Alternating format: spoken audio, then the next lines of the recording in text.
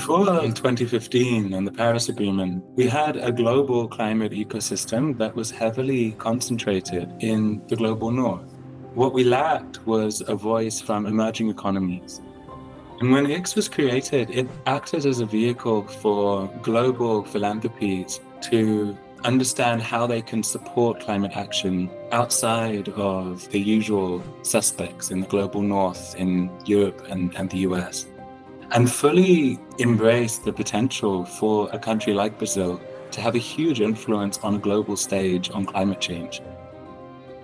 And that has just grown and grown, and we see that now with Brazil hosting COP30, how iCS plays a really important role in both supporting policymakers and diplomats, philanthropies, and civil society organizations and businesses, not only in Brazil, but globally, around the world, in understanding the Brazilian context and what's needed to help Brazil accelerate its action on climate change, and also to help Brazil influence the global conversation, which has been needed for a long time. They funded some incredibly important and impactful organizations that have been able to change the narrative from being very technocratic to one that touches people's hearts and souls.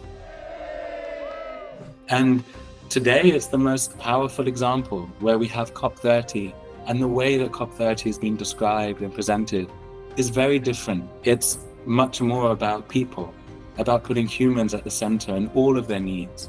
It's less about emissions reduction only and carbon dioxide levels only. We've added to the debate things around adaptation, around resilience, around justice, logics that come from indigenous wisdom. And iCS has been able to create that narrative, shape that narrative. So I'm very proud that iCS is part of the international climate agenda.